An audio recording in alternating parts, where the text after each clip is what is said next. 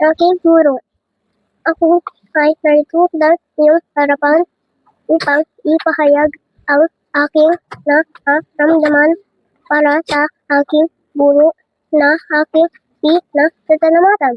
Aking guro, ako ay lubos na nagpapasalamat. Maraming salamat, aking gurong minamahal, dahil itinuro mo sa amin ang magandang aral.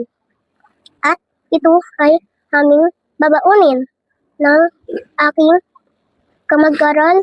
Salamat sa iyong mahal kong guro, dahil sa iyong pagtuturo kami ay maraming na laman at natutunan.